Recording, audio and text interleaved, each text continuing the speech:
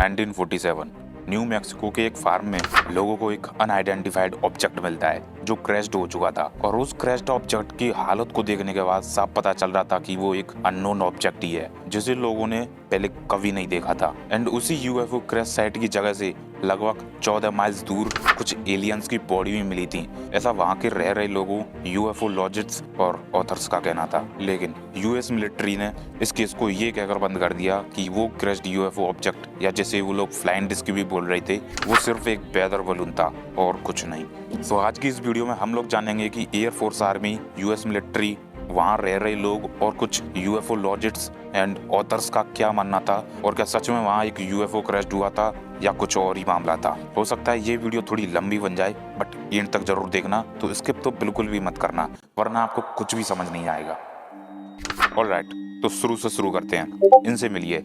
ये वो इंसान है जो उस फार्म के ओनर थे एंड इन्होंने और इनकी वाइफ ने ही उस क्रैश्ड यूएफओ को सबसे पहले देखा था। एंड वो दिन था 14 जुलाई 1947। वैसे इन भाई साहब का नाम डब्ल्यू ब्रेजल है, बट लोग मैक बुलाते थे, तो हम भी इन भाई साहब को आगे मैक ही बुलाएंगे। सो अकॉर्डिंग टू मैक, वो क्रैश्ड ऑब्जेक्ट जिस मटेरियल से बना था वो इन मटेरियल से बना था, जैसे रबर स्ट्रिप्स, टिनफॉइल एंड कुछ पेपर्स और स्टिक्स। बट 4 जुलाई को मैक उसमें से कुछ मलबा अपने साथ घर ले आए थे। एंड ये रही वो पिक्चर जिस मलबे को वे अपने साथ लेकर आए थे। एंड उसके अगले ही दिन मैक और उनकी वाइफ ने फ्लाइंग डिस्क से रिलेटेड एक खबर सुनी, जिसे सुनने के बाद उन्हें लगा कि शायद वो खबर इनके फार्म पर क्रैश्ड हुए ऑब्जेक्ट से रिलेटेड है। तो उन्होंने रोजवेल एयर आर्मी फील्ड से कॉन्टेक्ट किया। देन जब राफ ने उस क्रैश्ड ऑब्जेक्ट को कलेक्ट किया, तो उसके बाद उन्होंने मीडिया में बता दिया कि उन्हें एक लोकल फार्म से एक फ्लाइंग डिस्क मिला है। एंड ये स्टोरी 8 जुलाई को न्यूज़पेपर में भी प्रिंट हो जाती है। एंड ये रही वो न्यूज़ जिसको राफ कैप्चर्स फ्लाइंग सॉसर के नाम से पब्लिश्ड किया गया था।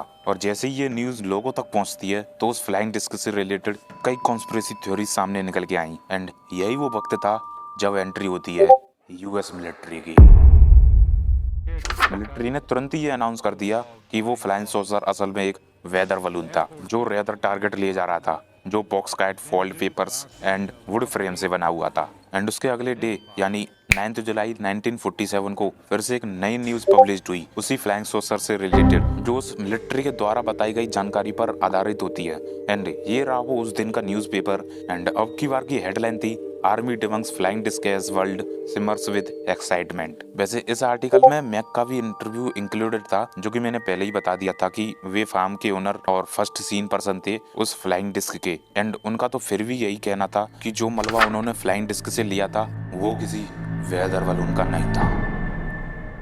उसके बाद ये इंसिडेंट न्यूज़पेपर की हेडलाइन से गायब होता चला गया, मानो कि कोई इस केस को दबाना चाहता हो। बट लोगों के अंदर फिर भी इंटरेस्ट बना रहा और कुछ ऐसे पोस्टर्स के साथ लोग सड़कों पर उतर आए। खैर, उसके बाद कई कंस्पिरेसी थ्योरी सामने आई जो वहाँ के लोकल लोगों, मीडिया, यूएफओलॉजिस्ट्स और ऑथर्स के द्वारा बनाई गई थी। बट फिर आता है साल 1980, जिसमें एक बुक पब्लिश हुई थी और उस बुक की वजह से लोगों के बीच और उस इंसिडेंट की यादें फिर से ताजा हो गईं। एंड ये रही वो बुक जो उस टाइम बहुत ज्यादा कंट्रोवर्शियल साबित हुई थी, क्योंकि बुक के ऑथर्स ने करीब 100 विटनेस्ड लोगों से बात किए थे जो उस क्रैश साइट से रिलेटेड कुछ ना कुछ जानते थे। जिसमें से एक बात मुझे सबसे ज्यादा शॉकिंग लगी, और वो ये है कि जब फार्म वो फ्लाइंग सॉसर वाला इंसिडेंट हुआ था, तो उसी फार्म से लगभग 40 माइल्स दूर एक और क्रैश साइट हुआ था जिसमें कुछ एलियन बॉडीज पाई गई थी। और इस बात को एक फायर फाइटर भी जानता था, बट उसको मिलिट्री द्वारा प्रेशर बनाया गया था कि वो चुप रहे और वो किसी को कुछ भी ना बताए जो भी उसने देखा। 1980 के बाद भी कई और कॉन्स्पिरेसी थ्योरीज और हॉक्सेस भी सामने आए थे, जिसकी वजह से रोजवेल शहर के लोग रोजवेल नाम से कम यूएफओस और एलियंस के नाम से ज्यादा जोड़ने लगे। जब भी उस टाइम यूएफओस और एलियंस की बात करता था, तो उनके दिमाग में बस रोजवेल के किस्से ही आते थे। एंड इन सब रूमर्स के चलते 1992 में एक रिसर्च सेंटर खोला जाता है रोजवेल में ही, जिसका नाम था international UFO museum and research centre. और साल 1996 से रोजवेल शहर में हर साल यूएफओ फेस्टिवल मनाया जाने लगा। क्या आप लोगों ने इस पूरी कहानी में कुछ नोटिस किया? 1996 से रोजवेल में यूएफओ फेस्टिवल बनाना, उससे पहले 1980 में एक बुक पब्लिश हुई जो कंट्रोवर्शियल साबित रही। 1947 में उस फ्लाइंग सॉसर को यूएस मिलिट्री द्वारा सिर्फ एक वेदर बलून बता देना, जबकि रांच के ओनर और राफ का तो कुछ और ही कहना था। एंड फिर उसी रांच से 40 माइल्स दूर कुछ एलियन बॉडीज का मिलना, एक फायर फाइटर के द्वारा दावा करना कि उसने वहां एलियन बॉडीज देखी थी, बट मिलिट्री ने उसे प्रेशराइज्ड करके चुप करा दिया उस time. So what is the real truth behind all these incidents. Now अब आते हैं असली सच्चाई पर। देखो, सबसे पहले तो मैं तुम लोगों को बता दूं कि यूएस मिलिट्री ने झूठ तो बोला था, बट इसका मतलब ये नहीं कि वहाँ सच में एक फ्लाइंग सॉसर क्रैश्ड हुआ था या उससे 40 माइल्स दूर एलियन बॉडीज भी मिली थी।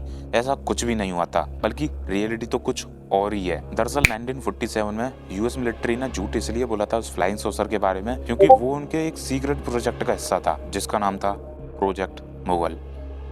एक्चुअली 1947 में वर्ल्ड वॉर खत्म ही हुआ था, तो मिलिट्री ने ये सीक्रेट प्रोजेक्ट शुरू किया था ताकि वो सोवियत यूनियन के द्वारा होने वाले न्यूक्लियर टेस्ट्स मॉनिटर कर सकें। और ये बात ऑफिशियल्स ने साल 1994 में खुद बताई थी। एंड ये वो पिक्चर है जहाँ जहाँ वो स्पाई बलून्स छोड़े गए थे, लेकिन रोजवेल वाला बलून क्रैश हो गया जिसकी वजह से ये सब कहानियां बनी। बट उन 40 माइल दूर मिली एलियन की बॉडीज का क्या?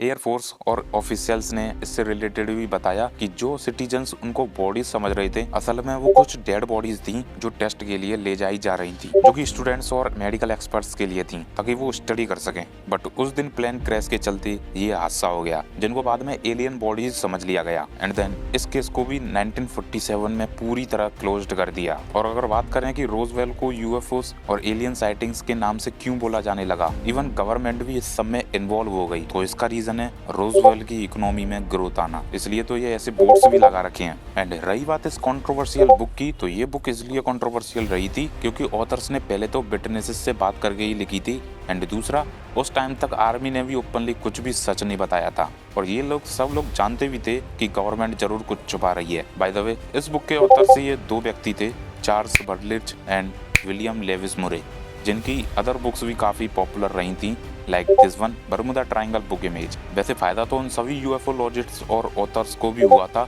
जिन्होंने कॉन्स्पिरेसी थ्योरीज की बुक्स और मूवीज बनाकर लोगों को चिप दी, जैसे कि 1918 में आई हंगर 18, फिर 1993 में आई थी द एक्स फाइल्स, फिर 1995 में एलियन अटॉस्पी and so on. So guys, ये था रोजवेल यूएफओ इंसिडेंट का पूरा सच, बट मुझे अभी तक कहीं ये एग्जैक्ट रीजन नहीं मिला जिसमें गवर्नमेंट या मिलिट्री ने खुद बताया हो कि उन्होंने 1947 में झूठ क्यों बोला था, लाइक 1990s में आकर ही क्यों बताया था उस सीक्रेट मुगल प्रोजेक्ट के बारे में। बट मुझे 2 रीजंस मिले थे इससे रिलेटेड, जो कि सिर्फ पॉसिबिलिटीज हो सकती हैं, जिन्हें मैं कमेंट में पिन कर दूंगा क्योंकि मुझे खुद नहीं पता कि ये वीडियो कितनी लंबी हो जाएगी। बाय द वे, अगर आपको रशियन स्लीप एक्सपेरिमेंट के बारे में सच जानना है तो लेफ्ट वाली वीडियो जरूर देख लेना। तब तक के लिए मैं मिलता हूँ नेक्स्ट वीडियो में।